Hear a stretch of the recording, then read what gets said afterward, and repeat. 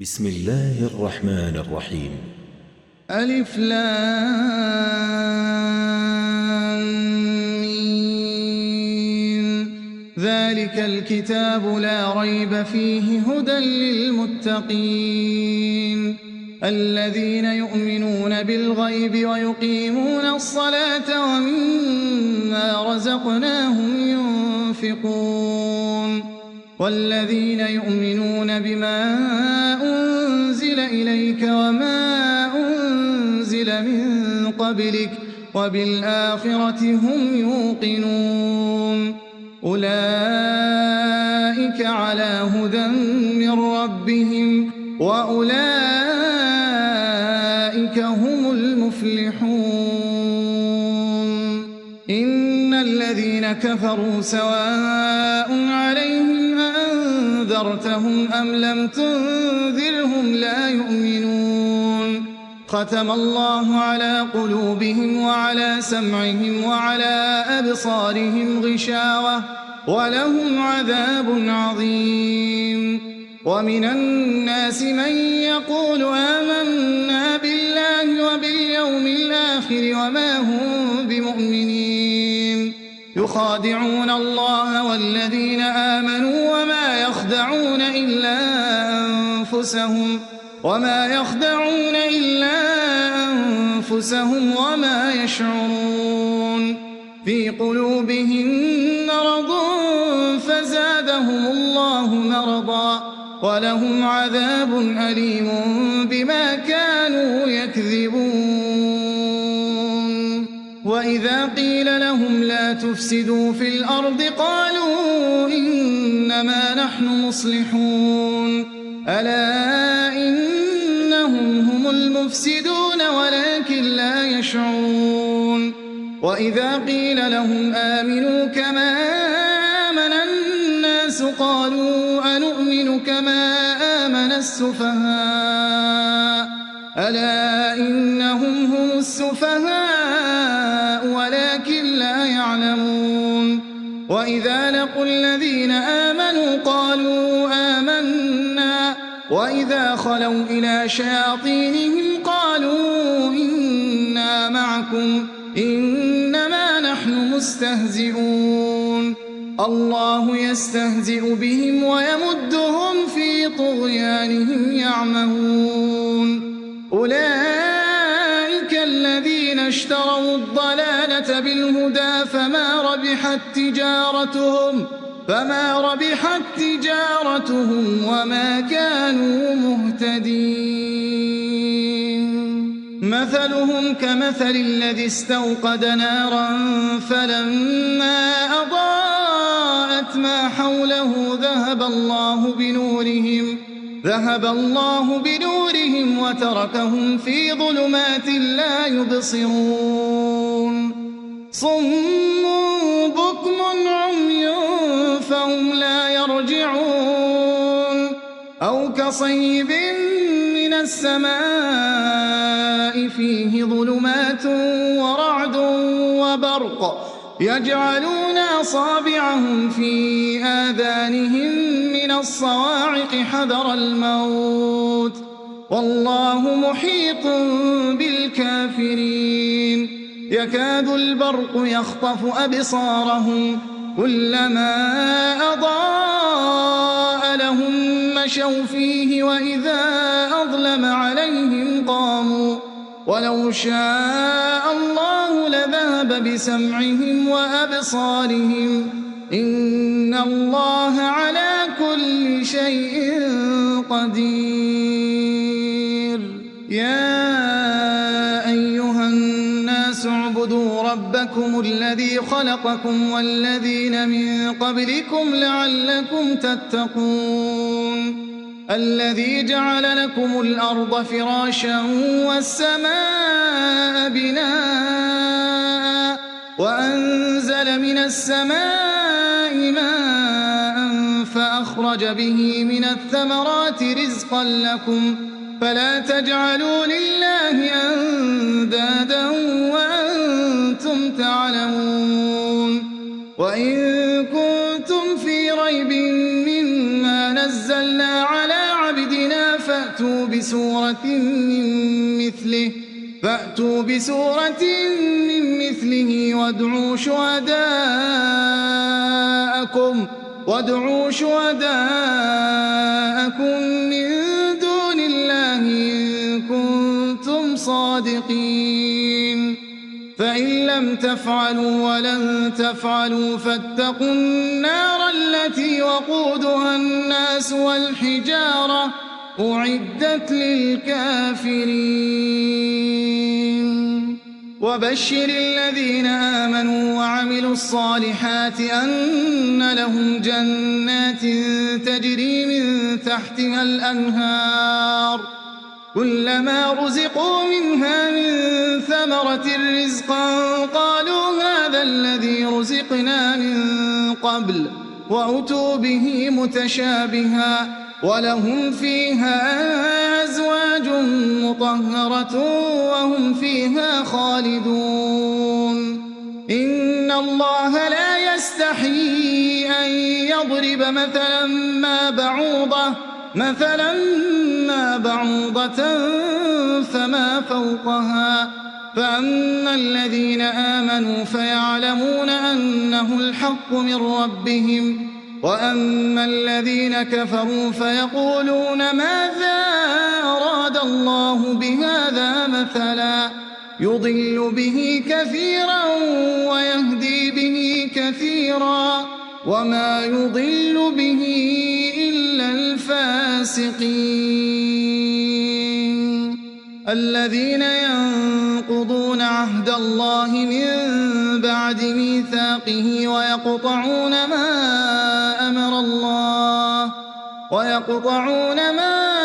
أمر الله به أن يوصل ويفسدون في الأرض أولئك هم الخاسرون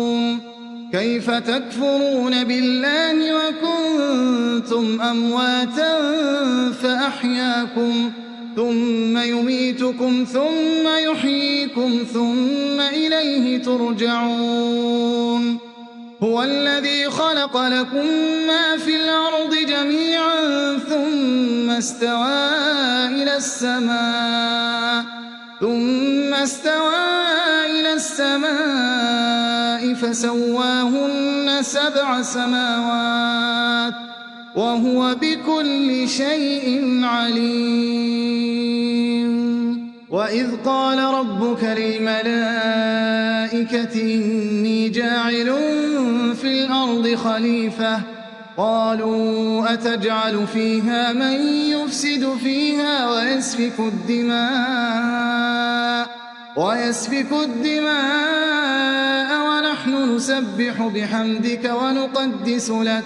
قال إني أعلم ما لا تعلمون وعلم آدم الأسماء كلها ثم عرضهم على الملائكة فقال أنبئوني بأسماء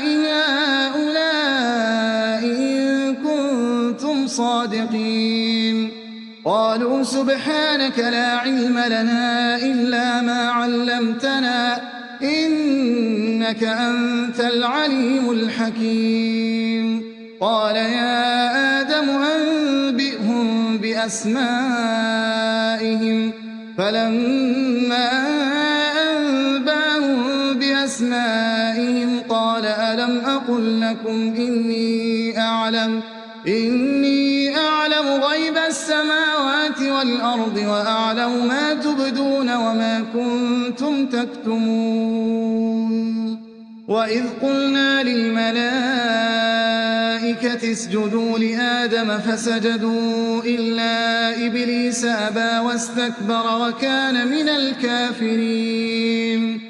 وقلنا يا آدم اسكن أنت وزوجك الجنة وكلا منها رغدا حيث شئتما ولا تقربا هذه الشجرة فتكونا من الظالمين فأزلهما الشيطان عنها فأخرجهما مما كانا فيه وقلنا اهبطوا بعضكم لبعض عدو ولكم في الأرض مستقر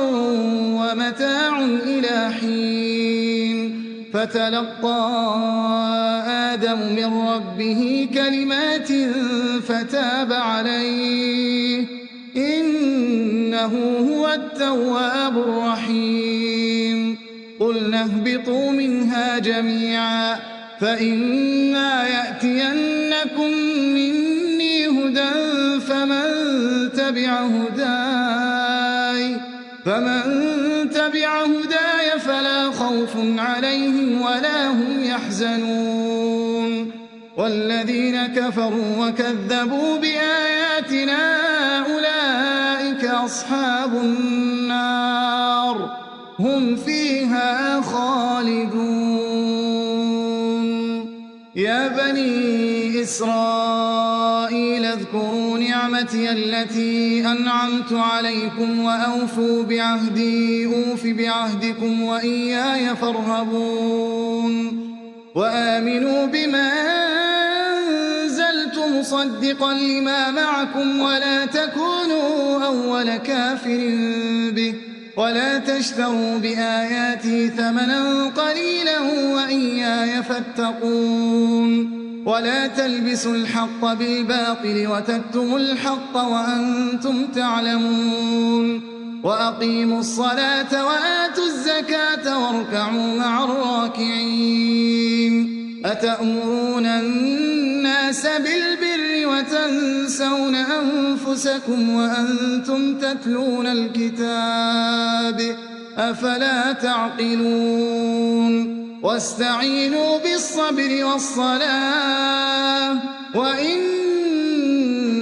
لكبيرة إلا على الخاشعين الذين يظنون أنهم ملاقو ربهم وأنهم إليه راجعون يا بني إسرائيل اذكروا نعمتي التي أنعمت عليكم وأني فضلتكم على العالمين واتقوا يوما لا تجزي نفس عن نفس شيئا ولا يقبل منها شفاعة ولا يؤخذ منها عدل ولا هم ينصرون وإذ نجيناكم من آل فرعون يسومونكم سوء العذاب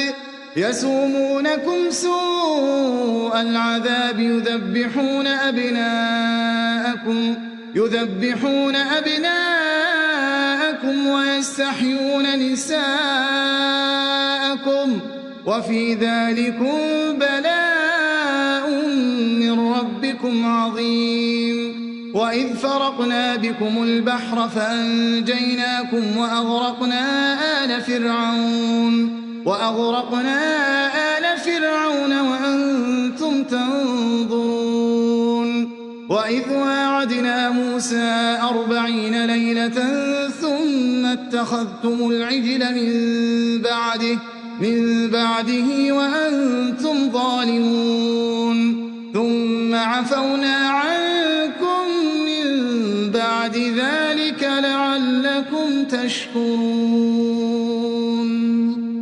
وإذ آتينا موسى الكتاب والفرقان لعلكم تهتدون وإذ قال موسى لقومه يا قوم إنكم ظلمتم أنفسكم باتخاذكم العجل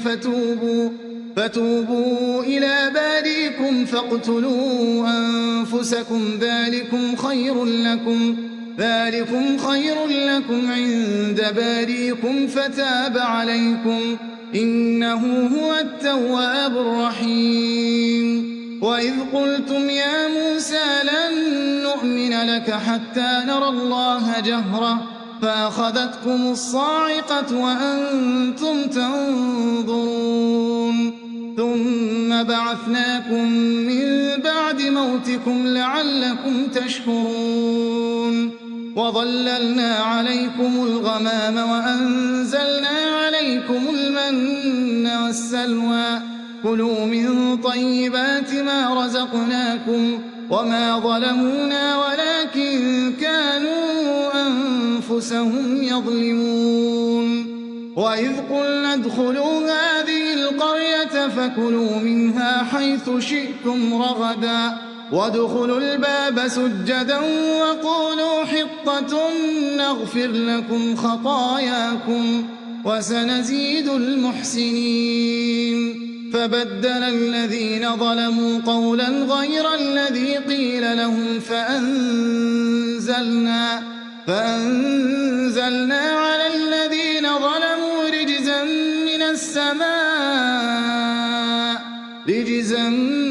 من السماء بما كانوا يفسقون وإذ استسقى موسى لقومه فقلنا اضرب بعصاك الحجر فانفجرت منه 12 عينا قد علم كل أناس مشربهم كلوا واشربوا من رزق الله ولا تعثوا في الأرض مفسدين وإذ قلتم يا موسى لن نصبر على طعام واحد فادع لنا ربك يخرج لنا مما تنبت الأرض من بقلها وقثائها وفومها وعدسها وبصلها قال أتستبدلون الذي هو أدنى بالذي هو خير اهبطوا مصرا فإن لكم ما سألتم وضربت عليهم الذلة والمسكنة وباءوا بغضب من الله ذلك بأنهم كانوا يكفرون بآيات الله ويقتلون النبيين بغير الحق ذلك بما عصوا وكانوا يعتدون إن الذين آمنوا والذين هادوا والنصارى والصابئين من آمن بالله واليوم الآخر وعمل صالحا فلهم أجرهم عند ربهم ولا خوف عليهم ولا هم يحزنون وإذ أخذنا ميثاقكم ورفعنا فوقكم الطور خذوا ما آتيناكم بقوة واذكروا ما فيه لعلكم تتقون ثم توليتم من بعد ذلك فلولا فضل الله عليكم ورحمته لكنتم من الخاسرين ولقد علمتم الذين اعتدوا منكم في السبت فقلنا لهم كونوا قردة خاسئين فجعلناها نكالا لما بين يديها وما خلفها وموعظة للمتقين وإذ قال موسى لقومه إن الله يأمركم أن تذبحوا بقرة قالوا أتتخذنا هزوا قال أعوذ بالله أن أكون من الجاهلين قالوا ادع لنا ربك يبين لنا ما هي قال إنه يقول إنها بقرة لا فارض ولا بكر عوان بين ذلك فافعلوا ما تؤمرون قالوا ادع لنا ربك يبين لنا ما لونها قال إنه يقول إنها بقرة صفراء فاقع لونها تسر الناظرين قالوا ادع لنا ربك يبين لنا ما هي إن البقرة شابه علينا وإنا إن شاء الله لمهتدون قال إنه يقول إنها بقرة لا ذلول تثير الأرض ولا تسقي الحرث مسلمة لا شية فيها قالوا الآن جئت بالحق فذبحوها وما كادوا يفعلون وإذ قتلتم نفسا فادارأتم فيها والله مخرج ما كنتم تكتمون فقلنا اضربوه ببعضها كذلك يحيي الله الموتى ويريكم آياته لعلكم تعقلون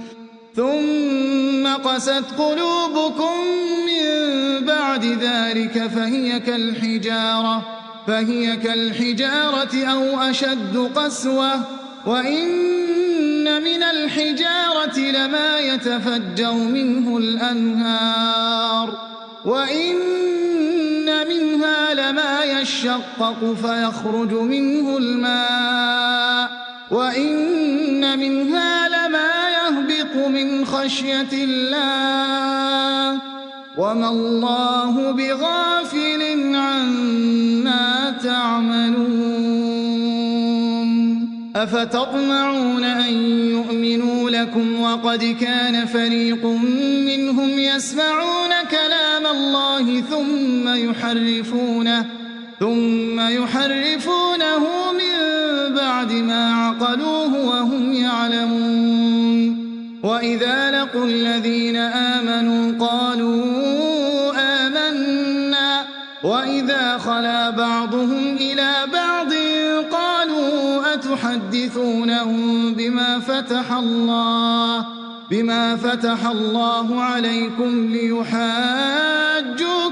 به عند ربكم أفلا تعقلون أولا يعلمون أن الله يعلم ما يسرون وما يعلنون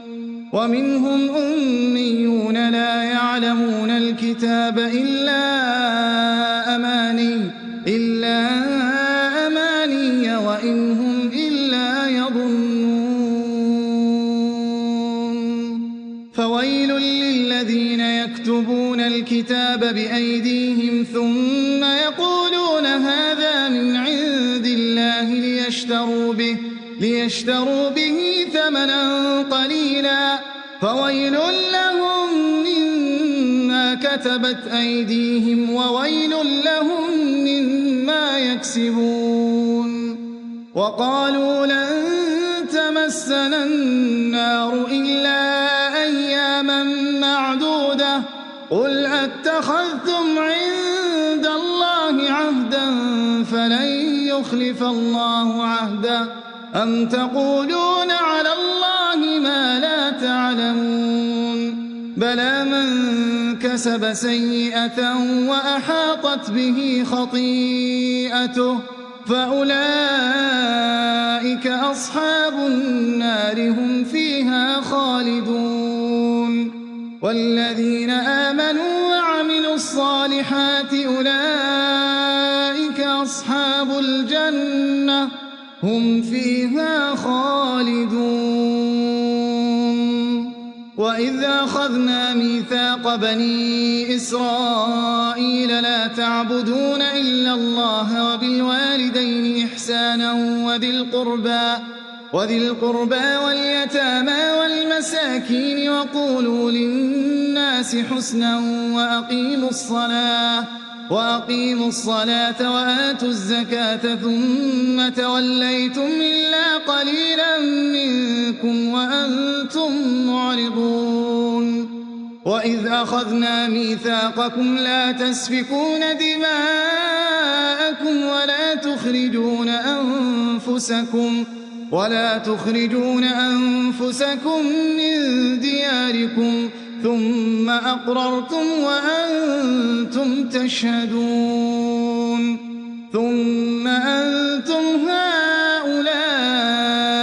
تقتلون أنفسكم وتخرجون فريقا منكم من ديارهم تظاهرون عليهم بالإثم والعدوان وإن يأتوكم أسارى تفادوهم وهو محرم عليكم إخراجهم أفتؤمنون ببعض الكتاب وتكفرون ببعض فما جزاء من يفعل يفعل ذلك منكم إلا خزي في الحياة الدنيا ويوم القيامة يردون إلى أشد العذاب وما الله بغافل عما تعملون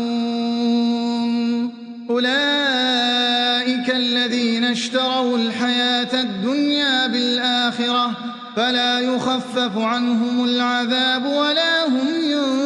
ينصرون ولقد آتينا موسى الكتاب وقفينا من بعده بالرسل وآتينا عيسى ابن مريم البينات وأيدناه بروح القدس أفكلما جاءكم رسول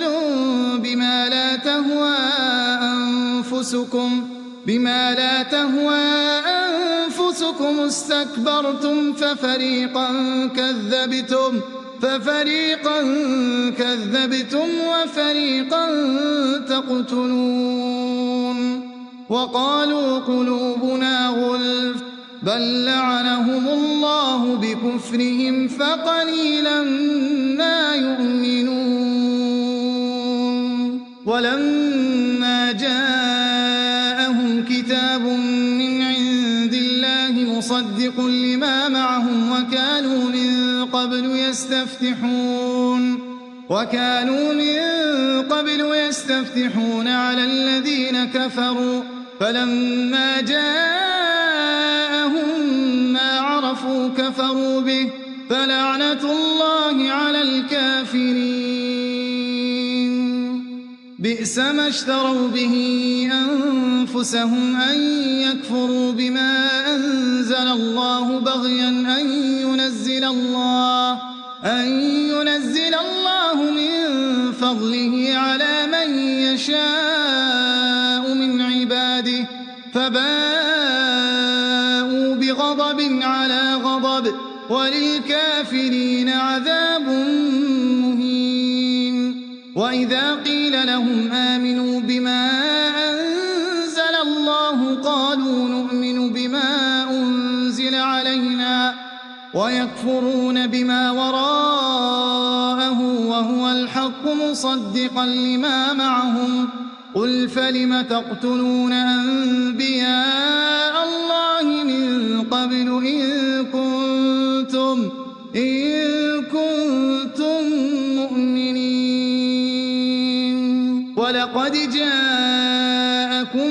موسى بالبينات ثم اتخذتم العجل من بعده وأنتم ظالمون وإذا أخذنا ميثاقكم ورفعنا فوقكم الطور خذوا ما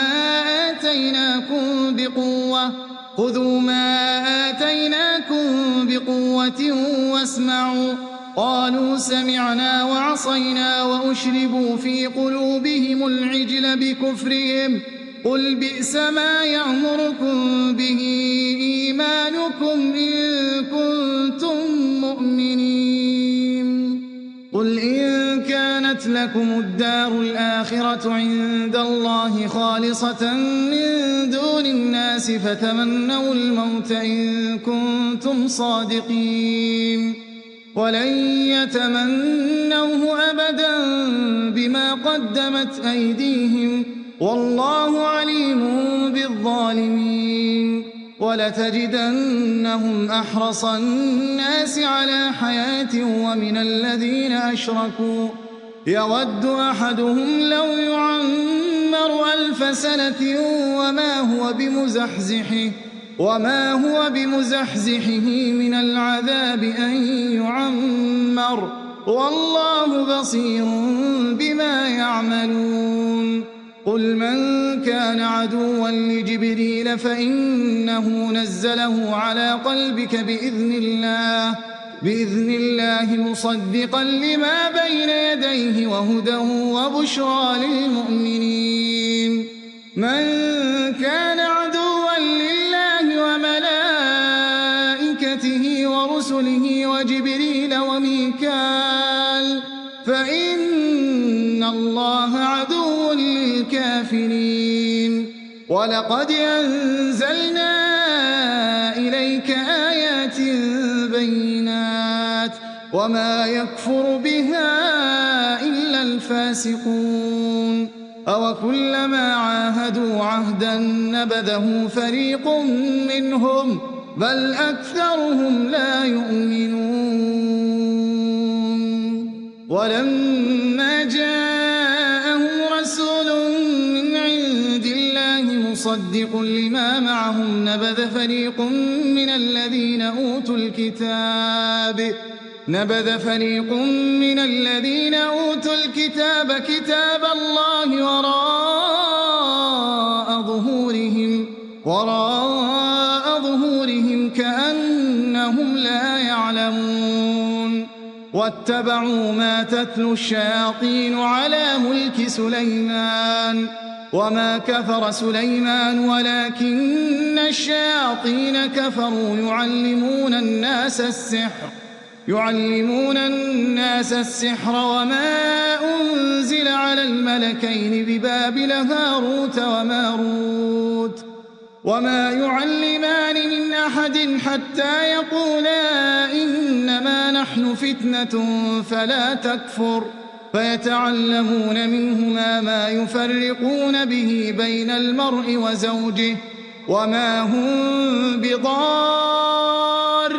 به من أحد إلا بإذن الله ويتعلمون ما يضرهم ولا ينفعهم ولقد علموا لمن اشتراه ما له في الآخرة من خلاق ولبئس ما شروا به أنفسهم لو كانوا يعلمون ولو أنهم آمنوا واتقوا لمثوبة من عند الله خير لو كانوا يعلمون يا أيها الذين آمنوا لا تقولوا راعنا وقولوا انظرنا واسمعوا وللكافرين عذاب أليم ما يود الذين كفروا من أهل الكتاب ولا المشركين أن ينزل عليكم من خير من ربكم والله يختص برحمته من يشاء والله ذو الفضل العظيم ما ننسخ من آية أو ننسها نأت بخير منها أو مثلها ألم تعلم أن الله على كل شيء قدير ألم تعلم أن الله له ملك السماوات والأرض وما لكم من دون الله من ولي ولا نصير أم تريدون أن تسألوا رسولكم كما سئل موسى من قبل ومن يتبدل الكفر بالإيمان فقد ضل سواء السبيل ود كثير من أهل الكتاب لو يردونكم من بعد إيمانكم كفارا حسدا من عند أنفسهم من بعد ما تبين لهم الحق فاعفوا واصفحوا حتى يأتي الله بأمره إن الله على كل شيء قدير وأقيموا الصلاة وآتوا الزكاة وما تقدموا لأنفسكم من خير تجدوه عند الله إن الله بما تعملون بصير وقالوا لن يدخل الجنة إلا من كان هودا أو نصارى تلك أمانيهم قل هاتوا برهانكم إن كنتم صادقين بلى من أسلم وجهه لله وهو محسن فله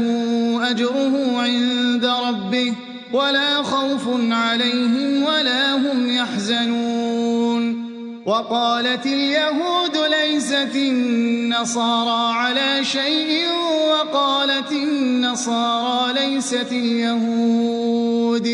وقالت النصارى ليست اليهود على شيء وهم يتلون الكتاب كذلك قال الذين لا يعلمون مثل قولهم فالله يحكم بينهم يوم القيامة فيما كانوا فيه يختلفون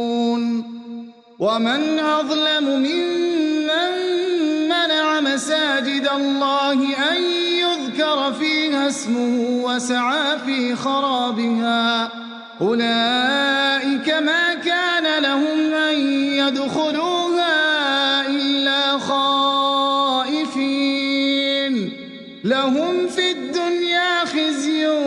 ولهم في الآخرة عذاب عظيم ولله المشرق والمغرب فأينما تولوا فثم وجه الله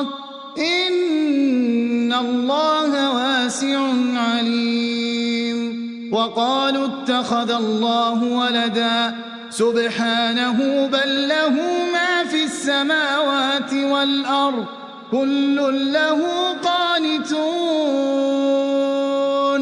بديع السماوات والأرض وإذا قضى أمرا فإنما يقول له كن فيكون وقال الذين لا يعلمون لولا يكلمنا الله أو تأتينا آية كذلك قال الذين من قبلهم مثل قولهم تشابهت قلوبهم قد بينا الآيات لقوم يوقنون إنا أرسلناك بالحق بشيرا ونذيرا ولا تسأل عن أصحاب الجحيم ولن ترضى عنك اليهود ولا النصارى حتى تتبع ملتهم قل إن هدى الله هو الهدى ولئن اتبعت أهواءهم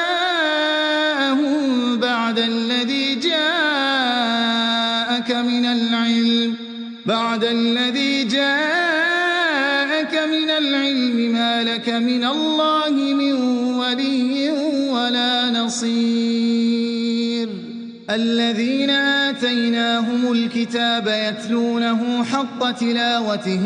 أولئك يؤمنون به ومن يكفر به فأولئك هم الخاسرون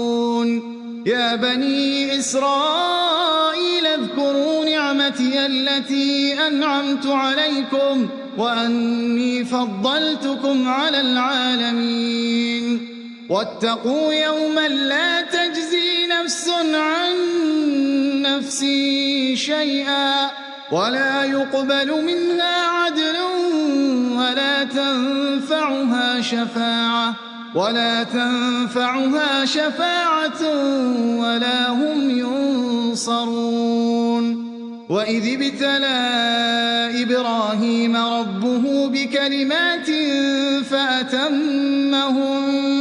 قال إني جاعلك للناس إماما قال ومن ذريتي قال لا ينال عهد الظالمين وإذ جعلنا البيت مثابة للناس وأمنا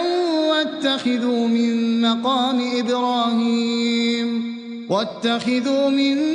مقام إبراهيم مصلى وعهدنا إلى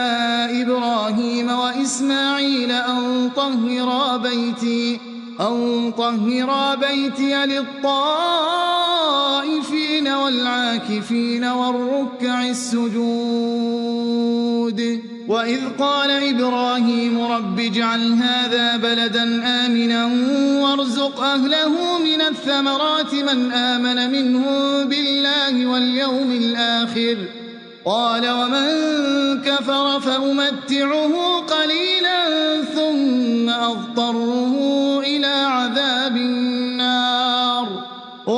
وبئس المصير وإذ يرفع إبراهيم القواعد من البيت وإسماعيل ربنا تقبل منا إنك أنت السميع العليم ربنا واجعلنا مسلمين لك ومن ذريتنا أمة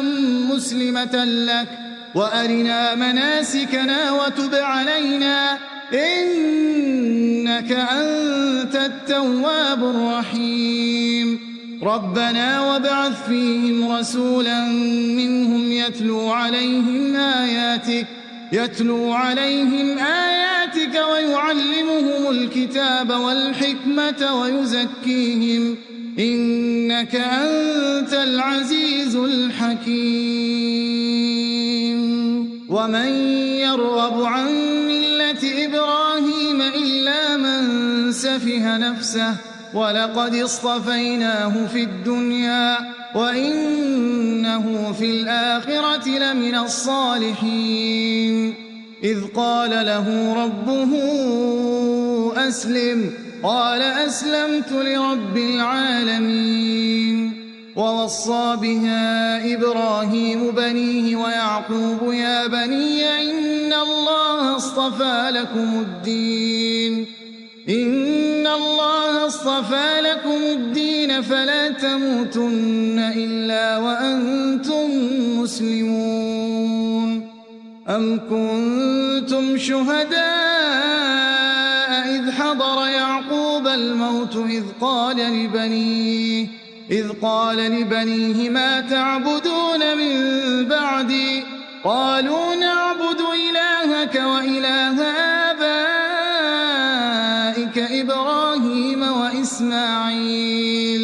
إبراهيم وإسماعيل وإسحاق إلها واحدا ونحن له مسلمون تلك أمة قد خلت لها ما كسبت ولكم ما كسبتم ولا تسألون عما كانوا يعملون وقالوا كونوا هودا أو نصارى تهتدوا قل بل ملة إبراهيم حنيفا وما كان من المشركين قولوا آمنا بالله وما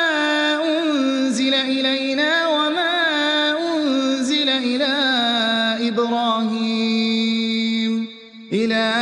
إبراهيم وإسماعيل وإسحاق ويعقوب والأسباط وما أوتي موسى وعيسى وما أوتي النبيون من ربهم لا نفرق بين أحد منهم ونحن له مسلمون فإن آمنوا بمثل ما آمنتم به فقد اهتدوا وإن تولوا فإنما هم في شقاق فسيكفيكهم الله وهو السميع العليم صبغة الله ومن أحسن من الله صبغة ونحن له عابدون قل أتحاجوننا في الله وهو ربنا وربكم ولنا أعمالنا ولكم أعمالكم ونحن له مخلصون أم تقولون إن إبراهيم وإسماعيل وإسحاق ويعقوب والأسباط كانوا هودا أو نصارى قل أأنتم أعلم أم الله ومن أظلم ممن كتم شهادة عنده من الله وما الله بغافل عما تعملون تلك أمة قد خلت لها ما كسبت ولكم ما كسبتم ولا تسألون عما كانوا يعملون سيقول السفهاء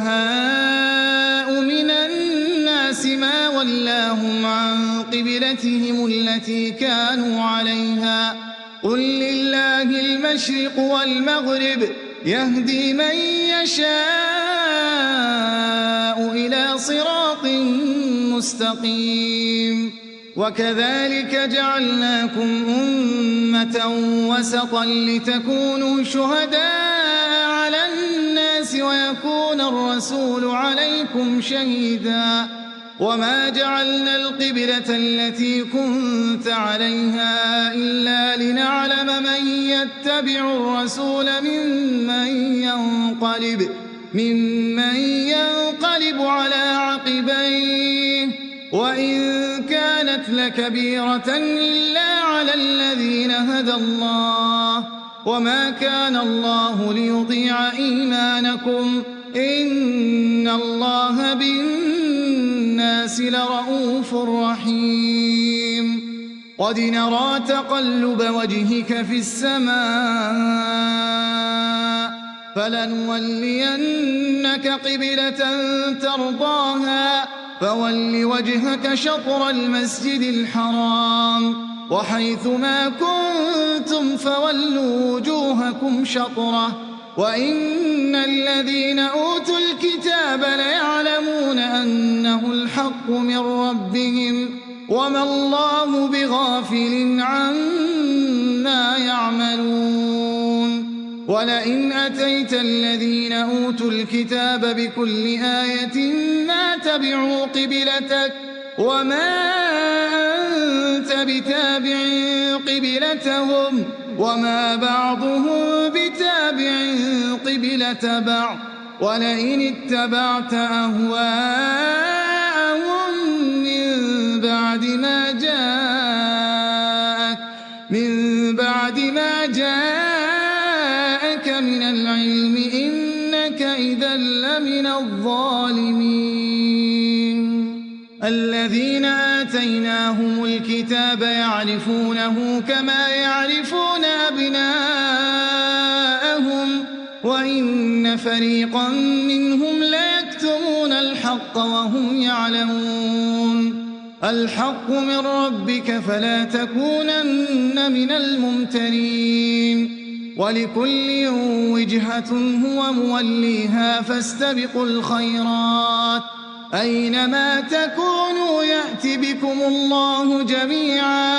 إن الله على كل شيء قدير ومن حيث خرجت فول وجهك شطر المسجد الحرام وإنه للحق من ربك وما الله بغافل عما تعملون ومن حيث خرجت فول وجهك شطر المسجد الحرام وحيث ما كنتم فولوا وجوهكم شطره لئلا يكون للناس عليكم حجة إلا الذين ظلموا منهم فلا تخشوهم واخشوني ولأتم نعمتي عليكم ولعلكم تهتدون كما أرسلنا فيكم رسولا منكم يتلو عليكم آياتنا ويزكيكم ويعلمكم الكتاب والحكمة ويعلمكم ما لم تكونوا تعلمون فاذكروني أذكركم واشكروا لي ولا تكفرون يا أيها الذين آمنوا استعينوا بالصبر والصلاة إن الله مع الصابرين ولا تقولوا لمن يقتل في سبيل الله أموات بل أحياء ولكن لا تشعرون ولنبلونكم بشيء من الخوف والجوع ونقص من الأموال والأنفس والثمرات وبشر الصابرين الذين إذا أصابتهم مصيبة قالوا إنا لله وإنا إليه راجعون أولئك عليهم صلوات من ربهم ورحمة وأولئك هم المهتدون إن الصفا والمروة من شعائر الله فمن حج البيت أو اعتمر فلا جناح عليه أن يطوف بهما ومن تطوع خيرا فإن الله شاكر عليم إن الذين يكتمون ما أنزلنا من البينات والهدى من بعد ما بيناه للناس في الكتاب أولئك يلعنهم الله ويلعنهم اللاعنون إلا الذين تابوا وأصلحوا وبينوا فأولئك أتوب عليهم وأنا التواب الرحيم إن الذين كفروا وماتوا وهم كفار أولئك عليهم لعنة الله والملائكة والناس أجمعين خالدين فيها لا يخفف عنهم العذاب ولا هم ينظرون وإلهكم إله واحد لا إله إلا هو الرحمن الرحيم إن في خلق السماوات والأرض واختلاف الليل والنهار والفلك التي تجري في البحر بما ينفع الناس وما أنزل الله من السماء من ماء فأحيا به الأرض بعد موتها وبث فيها من كل دابة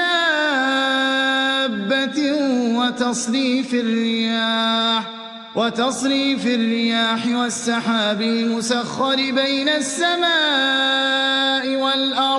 بين السماء والأرض لآيات لقوم يعقلون ومن الناس من يتخذ من دون الله أندادا يحبونهم كحب الله والذين آمنوا أشد حبا لله ولو يرى الذين ظلموا إذ يرون العذاب أن القوة لله جميعا وأن الله شديد العذاب إذ تبرأ الذين اتبعوا من الذين اتبعوا ورأوا العذاب وتقطعت بهم الأسباب وقال الذين اتبعوا لو أن لنا كرة فنتبرأ منهم كما تبرؤوا منا كذلك يريهم الله أعمالهم حسرات عليهم وما هم بخارجين من النار يا أيها الناس كلوا مما في الأرض حلالا طيبا ولا تتبعوا خطوات الشيطان إنه لكم عدو مبين إنما يأمركم بالسوء والفحشاء وأن تقولوا على الله ما لا تعلمون وإذا قيل لهم اتبعوا ما أنزل الله قالوا بل نتبع ما ألفينا عليه آباءنا أولو كان آباؤهم لا يعقلون شيئا ولا يهتدون ومثل الذين كفروا كمثل الذي ينعق بما لا يسمع إلا دعاء ونداء صم بكم عمي فهم لا يعقلون يا أيها الذين آمنوا كلوا من طيبات ما رزقناكم واشكروا لله إن كنتم إياه تعبدون إنما حرم عليكم الميتة والدم ولحم الخنزير وما أهل به لغير الله فمن اضطر غير باغ ولا عاد فلا إثم عليه إن الله غفور رحيم إن الذين يكتمون ما أنزل الله من الكتاب ويشترون به ثمنا قليلا أولئك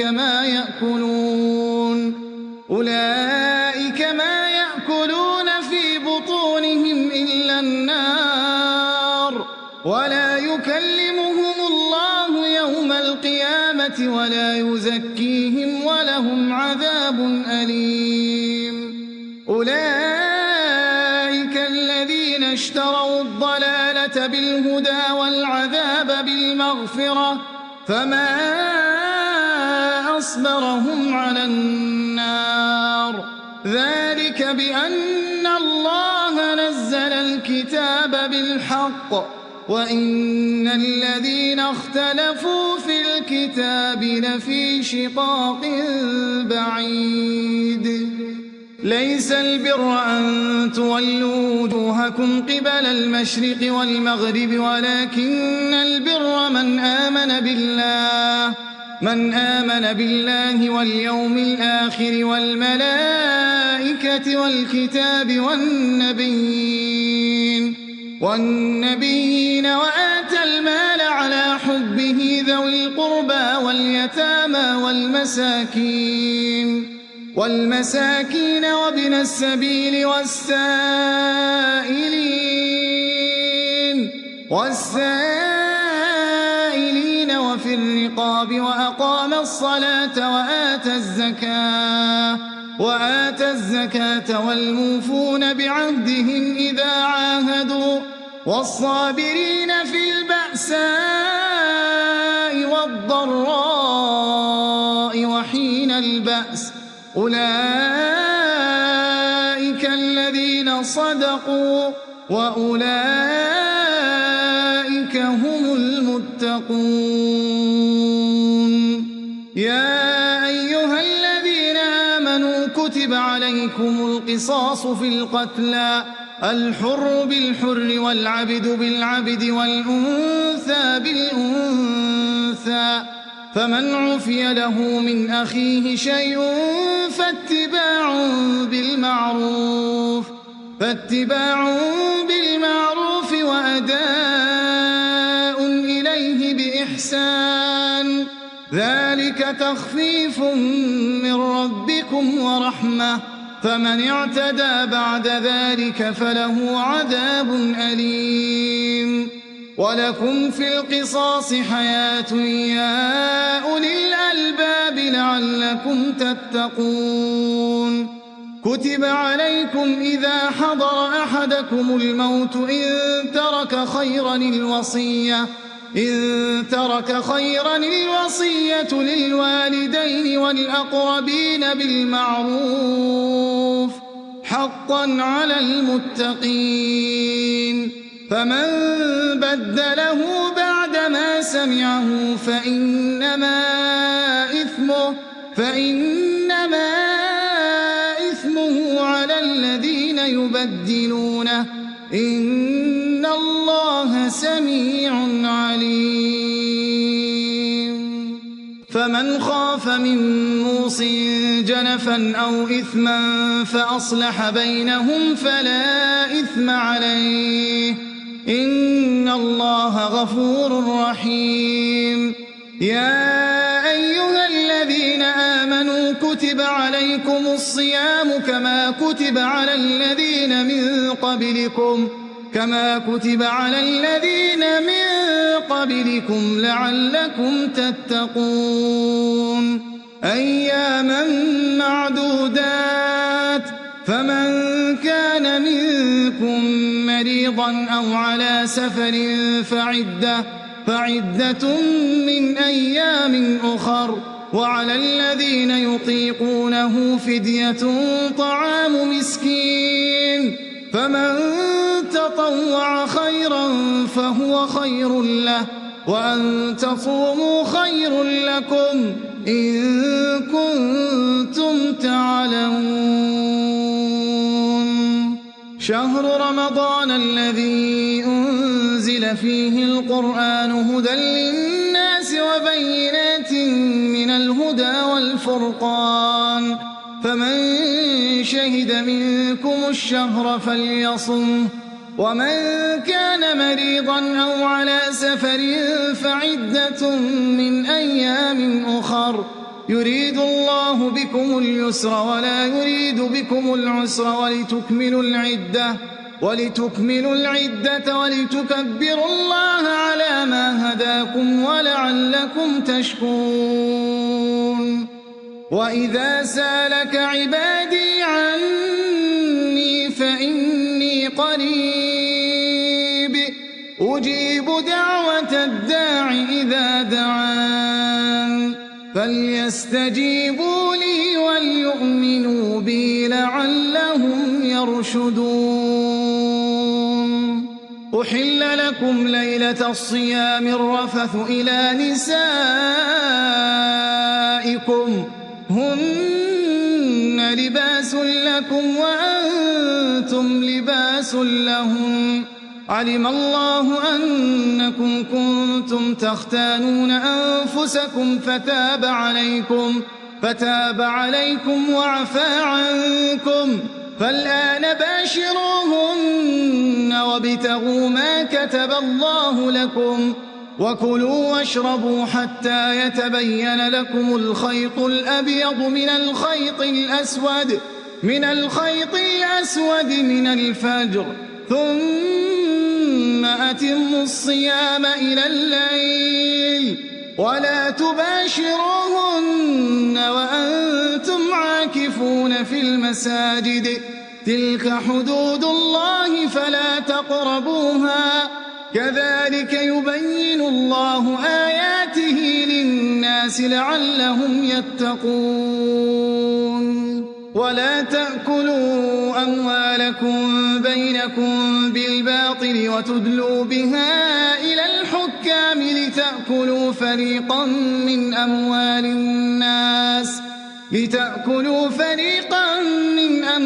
الناس بالإثم وأنتم تعلمون. يسألونك عن الأهلة، قل هي مواقيت للناس والحج، وليس البر بأن تأتوا البيوت من ظهورها، ولكن البر من اتقى، وأتوا البيوت من أبوابها، واتقوا الله لعلكم تفلحون. وقاتلوا في سبيل الله الذين يقاتلونكم ولا تعتدوا، إن الله لا يحب المعتدين. واقتلوهم حيث ثقفتموهم وأخرجوهم من حيث أخرجوكم، والفتنة أشد من القتل، ولا تقاتلوهم عند المسجد الحرام حتى يقاتلوكم فيه، فإن قاتلوكم فاقتلوهم، كذلك جزاء الكافرين. فإن انتهوا فإن الله غفور رحيم وقاتلوهم حتى لا تكون فتنة ويكون الدين لله فإن انتهوا فلا عدوان إلا على الظالمين الشهر الحرام بالشهر الحرام والحرمات قصاص فمن اعتدى عليكم فاعتدوا عليه بمثل ما اعتدى عليكم واتقوا الله واعلموا أن الله مع المتقين وأنفقوا في سبيل الله ولا تلقوا بأيديكم إلى التهلكة وأحسنوا إن الله يحب المحسنين وأتموا الحج والعمرة لله فإن أحصرتم فما استيسر من الهدي ولا تحلقوا رؤوسكم حتى يبلغ الهدي محله فمن كان منكم مريضا أو به أذى من رأسه ففدية من صيام أو صدقة أو نسك فإذا أمنتم فمن تمتع بالعمرة إلى الحج فما استيسر من الهدي فمن لم يجد فصيام 3 أيام في الحج وسبعة إذا رجعتم تلك 10 كاملة ذلك لمن لم يكن أهله حاضر المسجد الحرام واتقوا الله واعلموا أن الله شديد العقاب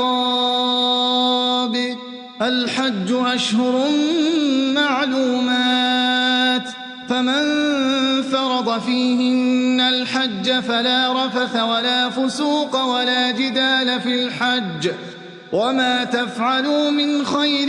يعلمه الله وتزودوا فإن خير الزاد التقوى واتقون يا أولي الألباب ليس عليكم جناح أن تبتغوا فضلا من ربكم فإذا أفضتم من عرفات فاذكروا الله عند المشعر الحرام واذكروه كما هداكم وإن كنتم من قبله لمن الضالين ثم أفيضوا من حيث أفاض الناس واستغفروا الله إن الله غفور رحيم فإذا قضيتم مناسككم فاذكروا الله كذكركم آباءكم أو أشد ذكرا فمن الناس من يقول ربنا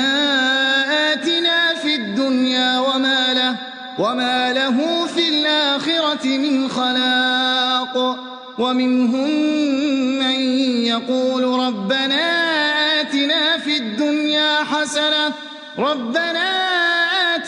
في الدنيا حسنة وفي الآخرة حسنة وقنا عذاب النار أولئك لهم نصيب مما كسبوا والله سريع الحساب واذكروا الله في أيام معدودات فمن تعجل في يومين فلا إثم عليه ومن تأخر فلا إثم عليه لمن اتقى واتقوا الله واعلموا أنكم إليه تحشرون ومن الناس من يعجبك قوله في الحياة الدنيا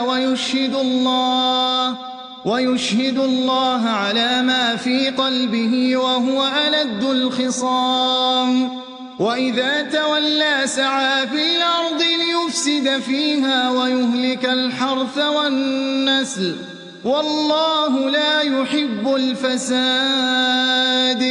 وإذا قيل له اتق الله أخذته العزة بالإثم فحسبه جهنم ولبئس المهاد. ومن الناس من يشري نفسه ابتغاء مرضات الله، والله رؤوف بالعباد. يا أيها الذين آمنوا ادخلوا في السلم كافة ولا تتبعوا خطوات الشيطان، إنه لكم عدو مبين. فإن زللتم من بعد ما جاءتكم البينات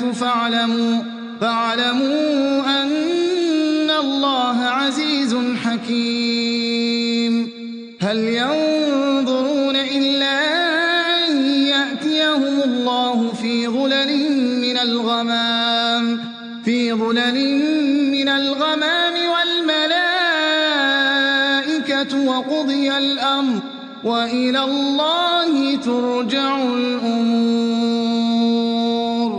سل بني إسرائيل كم آتيناهم من آية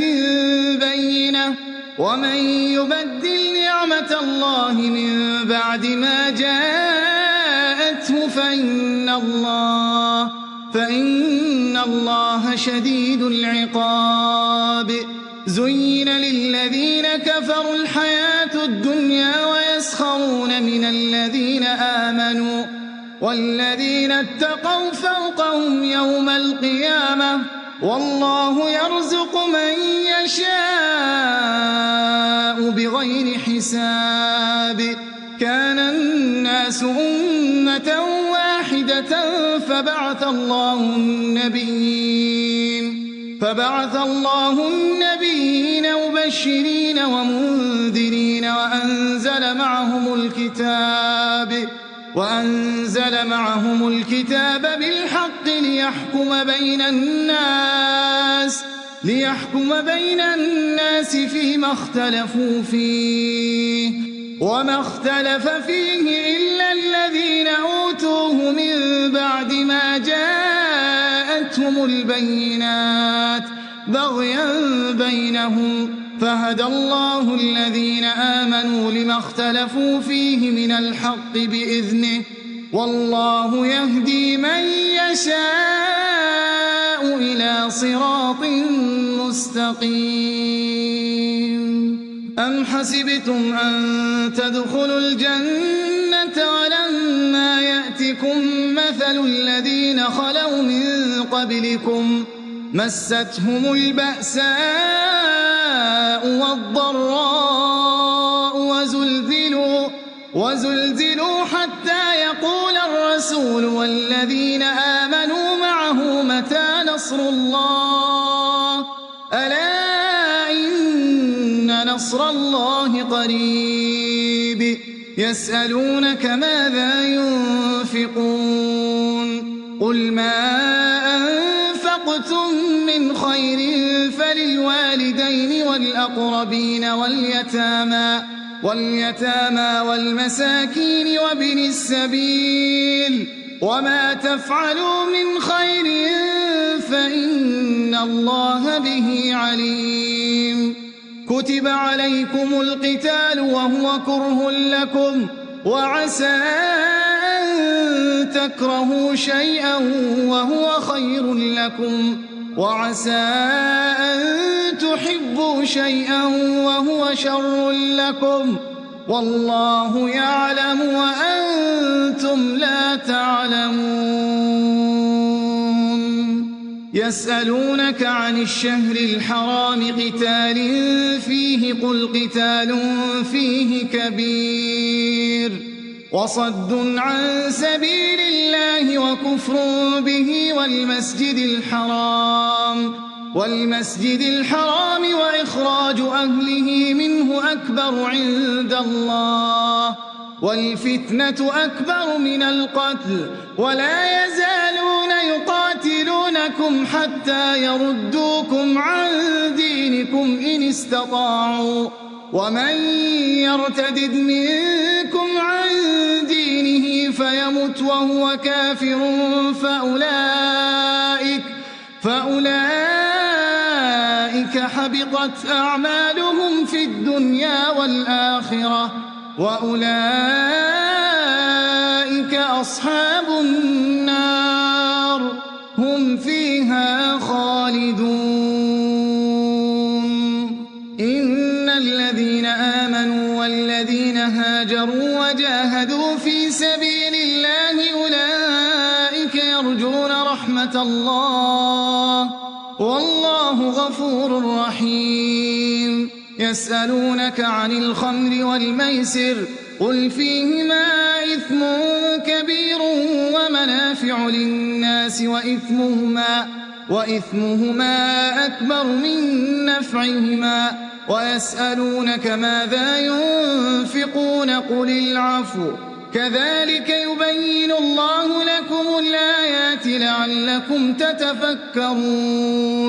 في الدنيا والآخرة ويسألونك عن اليتامى قل إصلاح لهم خير وإن تخالطوهم فإخوانكم والله يعلم المفسد من المصلح ولو شاء الله لأعنتكم إن الله عزيز حكيم ولا تنكحوا المشركات حتى يؤمن ولأمة مؤمنة خير من مشركة ولو أعجبتكم ولا تنكحوا المشركين حتى يؤمنوا ولعبد مؤمن خير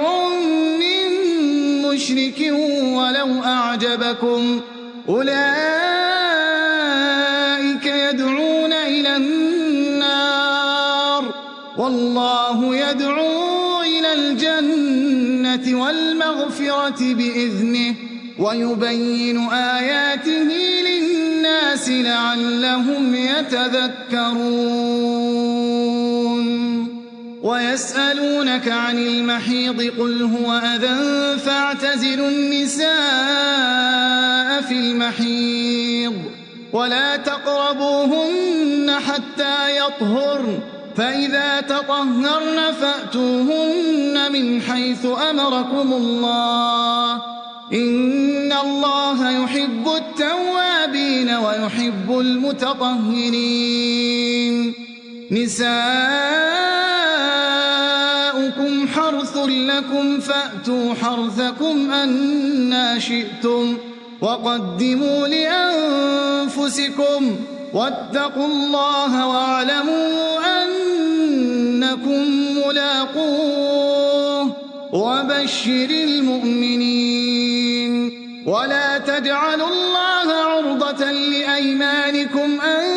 تبروا وتتقوا وتصلحوا بين الناس والله سميع عليم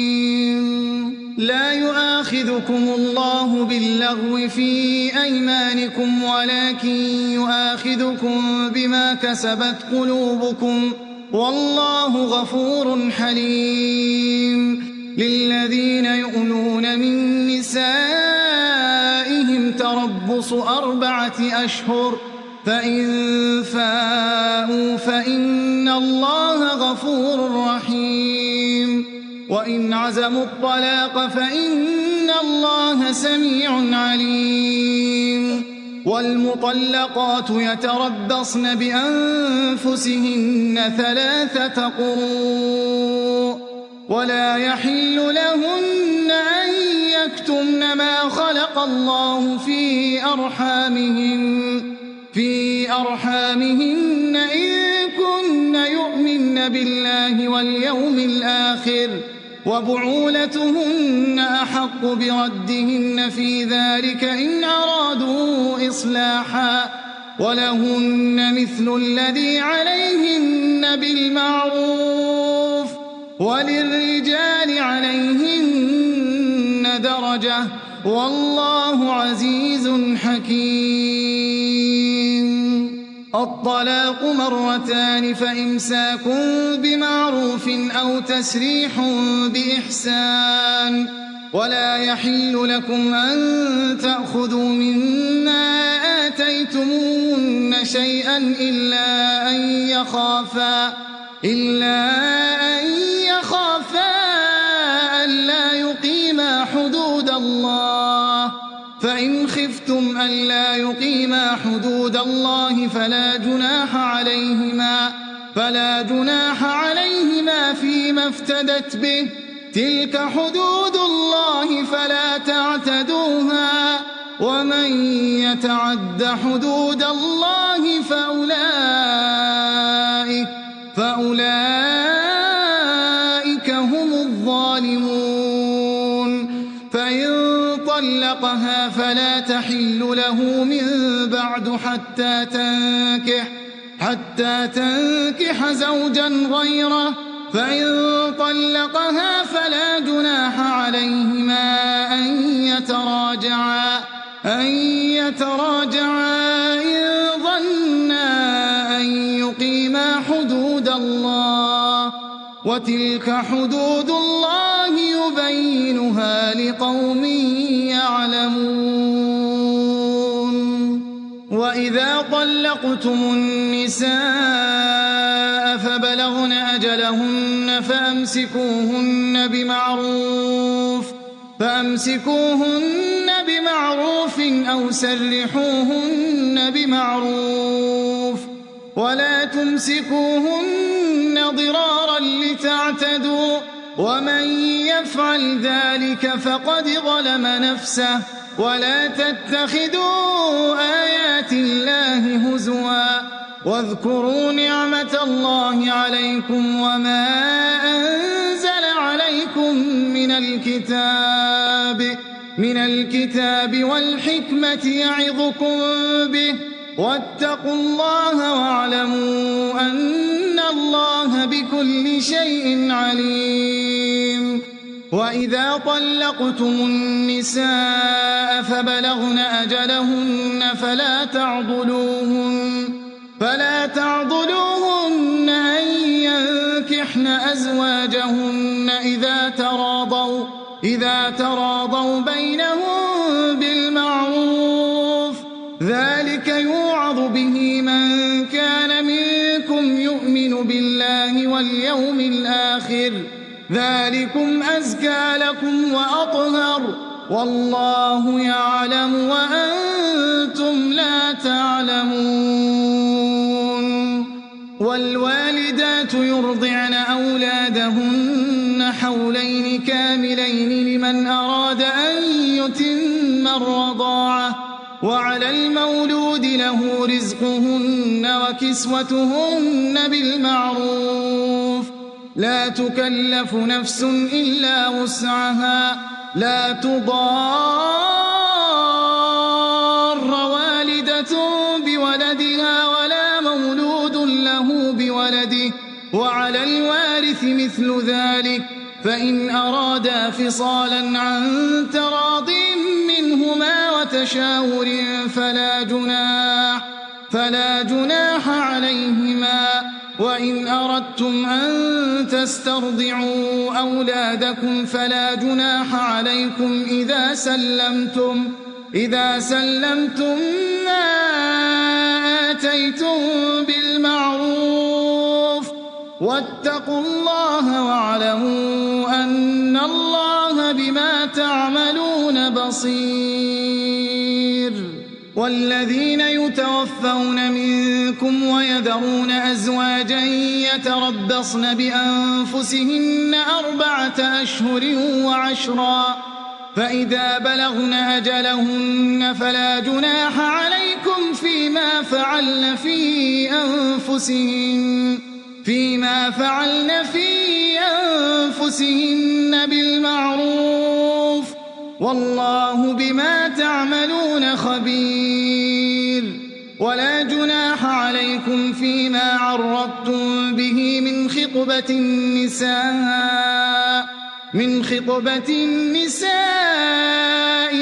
أكننتم في أنفسكم علم الله أنكم ستذكرونهن ولكن لا تواعدوهن سرا إلا أن تقولوا قولا معروفا ولا تعزموا عقدة النكاح حتى يبلغ الكتاب أجله واعلموا أن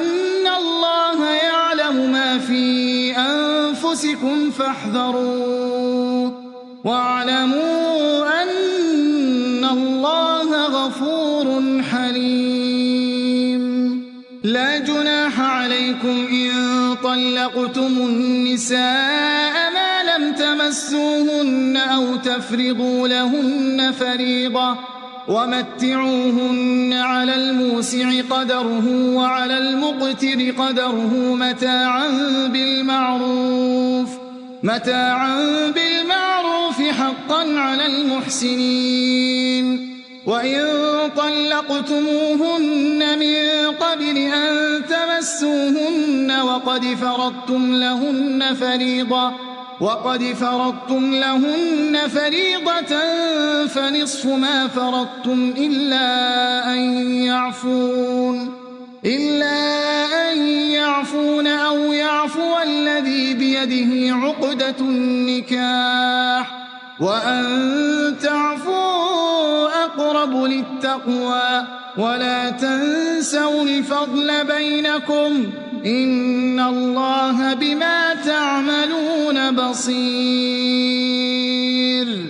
حافظوا على الصلوات والصلاة الوسطى وقوموا لله قانتين. فإن خفتم فرجالا أو ركبانا فإذا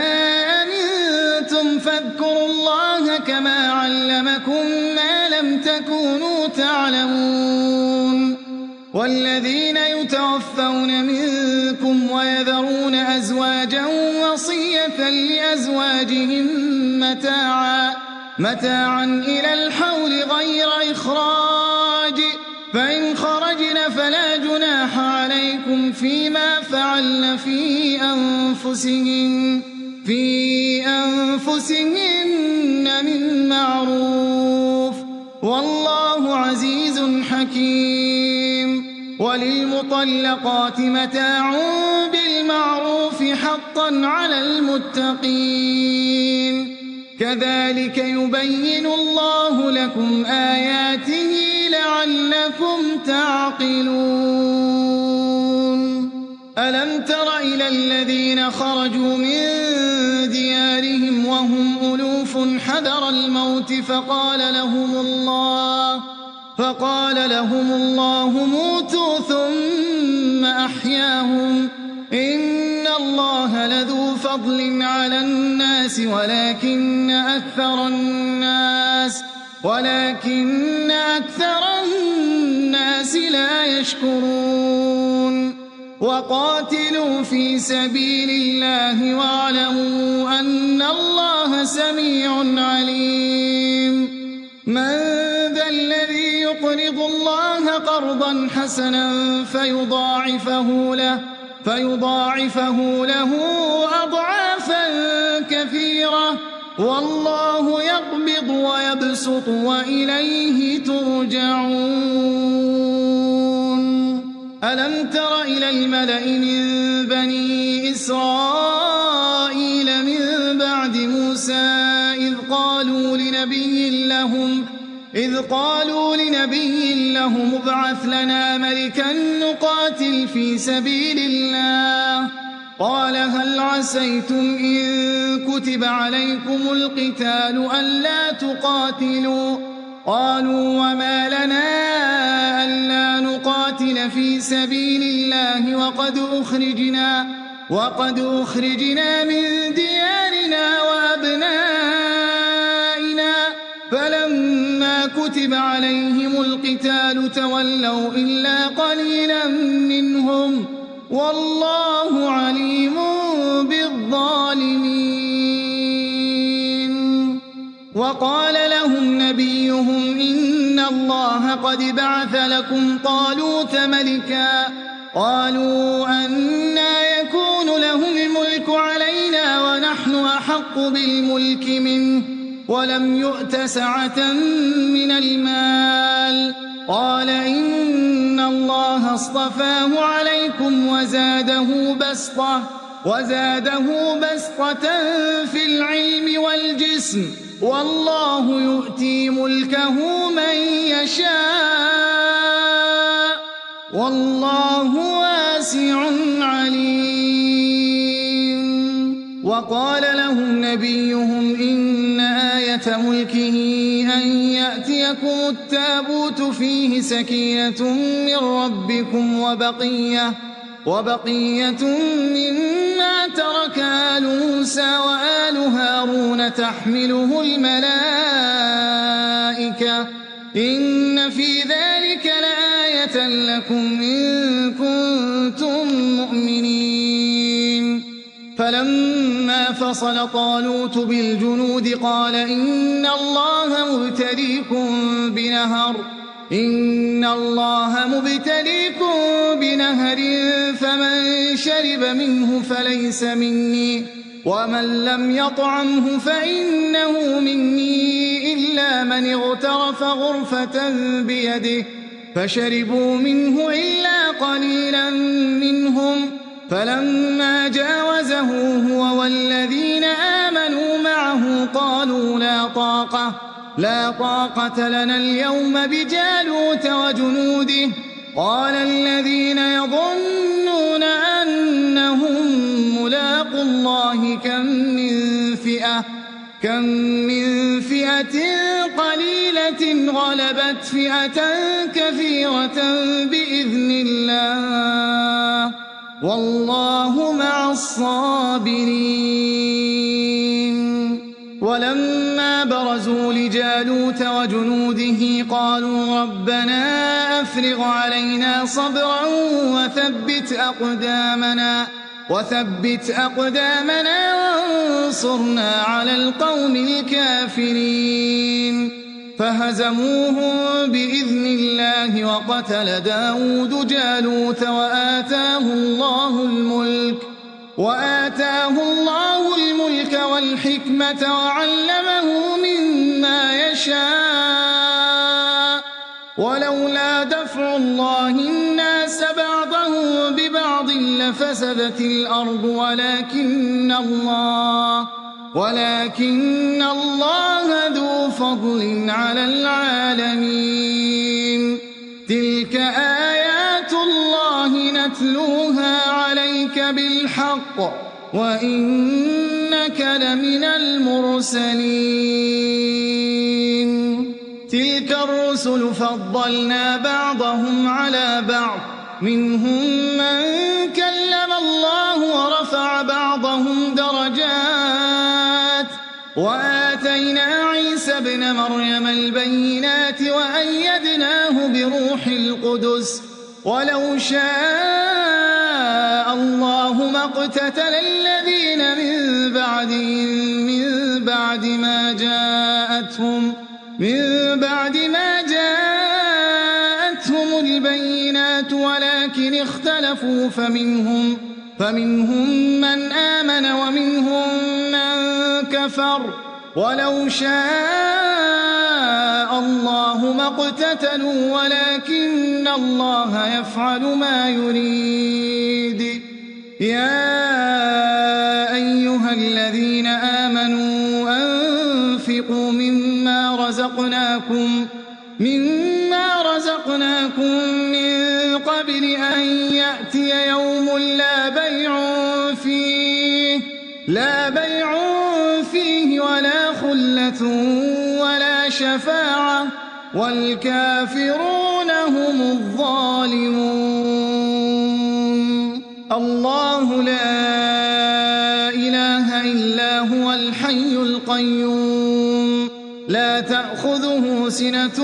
ولا نوم له ما في السماوات وما في الأرض. من ذا الذي يشفع عنده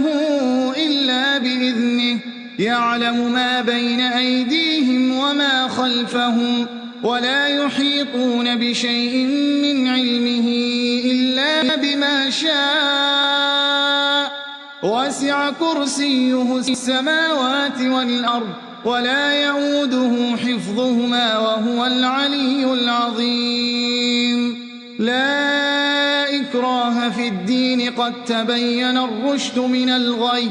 فمن يكفر بالطاغوت ويؤمن بالله فقد استمسك بالعروة الوثقى لا انفصام لها والله سميع عليم الله ولي الذين آمنوا يخرجهم من الظلمات إلى النور والذين كفروا أولياؤهم الطاغوت يخرجونهم من النور إلى الظلمات أولئك أصحاب النار هم فيها خالدون ألم تر إلى الذي حاج إبراهيم في ربه أن آتاه الله الملك إذ قال إبراهيم ربي الذي يحيي ويميت قال أنا أحيي وأميت قال إبراهيم فإن الله يأتي بالشمس من المشرق فأت بها من المغرب فبهت الذي كفر والله لا يهدي القوم الظالمين أو كالذي مر على قرية وهي خاوية على عروشها قال أنى يحيي هذه الله بعد موتها فأماته الله 100 عام ثم بعثه قال كم لبثت قال لبثت يوما أو بعض يوم قال بل لبثت 100 عام فانظر إلى طعامك وشرابك لم يتسنه وانظر إلى حمارك ولنجعلك آية للناس وانظر إلى العظام كيف ننشزها ثم نكسوها لحما فلما تبين له قال أعلم أن الله على كل شيء قدير وإذ قال إبراهيم رب أرني كيف تحيي الموتى قال أولم تؤمن قال بلى ولكن ليطمئن قلبي قال فخذ 4 من الطير فصرهن إليك ثم اجعل على كل جبل منهن جزءا ثم ادعهن يأتينك سعيا واعلم أن الله عزيز حكيم مثل الذين ينفقون أموالهم في سبيل الله كمثل حبة أنبتت 7 سنابل في كل سنبلة 100 حبة والله يضاعف لمن يشاء والله واسع عليم الذين ينفقون أموالهم في سبيل الله ثم لا يتبعون ما أنفقوا منا ولا أذى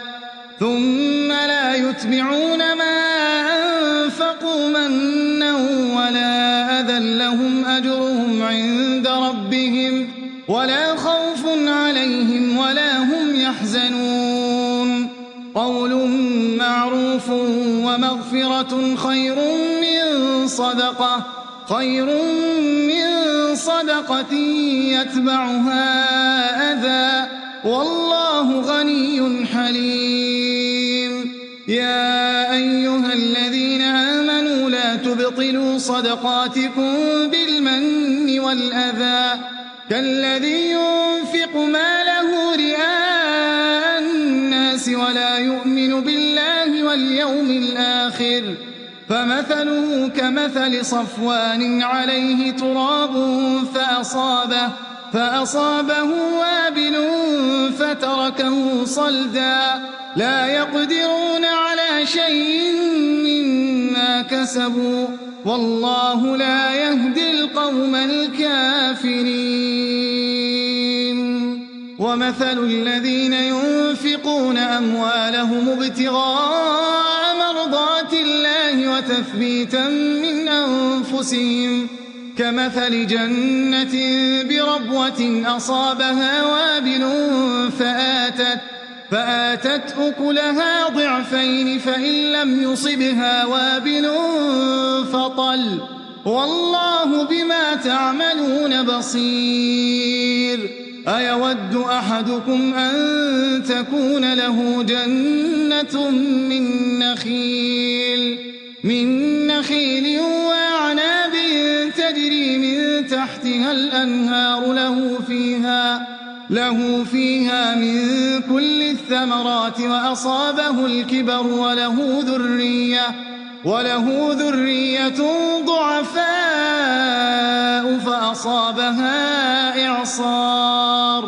فأصابها إعصار فيه نار فاحترقت كذلك يبين الله لكم الآيات لعلكم تتفكرون يا أيها الذين آمنوا أنفقوا من طيبات ما كسبتم ومما أخرجنا لكم من الأرض ولا تيمموا الخبيث منه تنفقون ولستم بآخذيه إلا أن تغمضوا فيه واعلموا أن الله غني حميد الشيطان يعدكم الفقر ويأمركم بالفحشاء والله يعدكم مغفرة منه وفضلا والله واسع عليم يؤتي الحكمة من يشاء ومن يؤت الحكمة فقد أوتي خيرا كثيرا وما يذكر إلا أولو الألباب وما أنفقتم من نفقة أو نذرتم من نذر فإن الله يعلمه وما للظالمين من أنصار إن تبدوا الصدقات فنعما هي وإن تخفوها وتؤتوها الفقراء فهو خير لكم ويكفر عنكم من سيئاتكم والله بما تعملون خبير ليس عليك هداهم ولكن الله يهدي من يشاء وما تنفقوا من خير فلأنفسكم وما تنفقون إلا ابتغاء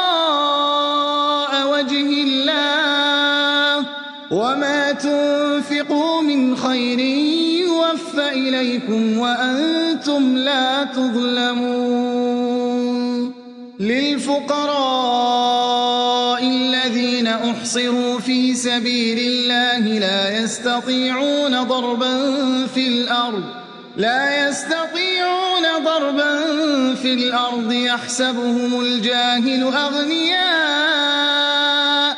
يحسبهم الجاهل أغنياء من التعفف تعرفهم بسيماهم لا يسألون الناس إلحافا وما تنفقوا من خير فإن الله به عليم الذين ينفقون أموالهم بالليل والنهار سرا وعلانية فلهم أجرهم عند ربهم ولا خوف عليهم ولا هم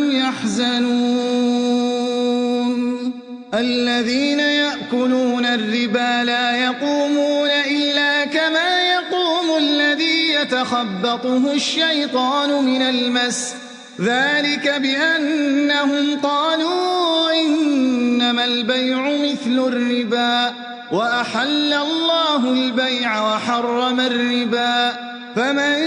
جاءه موعظة من ربه فانتهى فله ما سلف وأمره إلى الله ومن عاد فأولئك أصحاب النار هم فيها خالدون يمحق الله الربا ويربي الصدقات والله لا يحب كل كفار أثيم إن الذين آمنوا وعملوا الصالحات وأقاموا الصلاة وآتوا الزكاة لهم أجرهم عند ربهم ولا خوف عليهم ولا هم يحزنون يا أيها الذين آمنوا اتقوا الله وذروا ما بقي من الربا إن كنتم مؤمنين فإن لم تفعلوا فأذنوا بحرب من الله ورسوله وإن تبتم فلكم رؤوس أموالكم لا تظلمون ولا تظلمون وإن كان ذو عسرة فنظرة إلى ميسرة وأن تصدقوا خير لكم إن كنتم تعلمون واتقوا يوما ترجعون فيه إلى الله ثم توفى كل نفس ما كسبت وهم لا يظلمون يا أيها الذين آمنوا إذا تداينتم بدين إلى أجل مسمى فاكتبوه وليكتب بينكم كاتب بالعدل ولا يأب كاتب أن يكتب كما علمه الله فليكتب وليملل الذي عليه الحق وليتق الله ربه ولا يبخس منه شيئا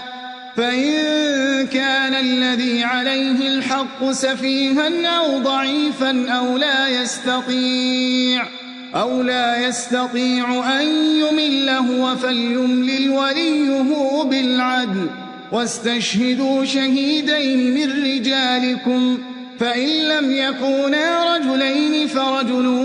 وامرأتان ممن ترضون من الشهداء أن تضل إحداهما فتذكر إحداهما الأخرى ولا يأبى الشهداء إذا ما دعوا ولا تسأموا أن تكتبوه صغيرا أو كبيرا إلى أجله ذلكم أقسط عند الله وأقوم للشهادة وأدنى ألا ترتابوا إلا أن تكون تجارة حاضرة تديرونها بينكم فليس عليكم جناح ألا تكتبوها وأشهدوا إذا تبايعتم ولا يضار كاتب ولا شهيد وإن تفعلوا فإنه فسوق بكم واتقوا الله ويعلمكم الله والله بكل شيء عليم وإن كنتم على سفر ولم تجدوا كاتبا فرهان مقبوضة فإن أمن بعضكم بعضا فليؤدي الذي اؤتمن أمانته وليتق الله ربه ولا تكتموا الشهادة ومن يكتمها فإنه آثم قلبه والله بما تعملون عليم لله ما في السماوات وما في الأرض وإن تبدوا ما في أنفسكم أو تخفوه يحاسبكم به الله فيغفر لمن يشاء ويعذب من يشاء والله على كل شيء قدير آمن الرسول بما أنزل إليه من ربه والمؤمنون كل آمن بالله وملائكته وكتبه ورسله لا نفرق بين أحد من رسله وقالوا سمعنا وأطعنا غفرانك ربنا وإليك المصير لا يكلف الله نفسا إلا وسعها لها ما كسبت وعليها ما اكتسبت ربنا لا تؤاخذنا إن نسينا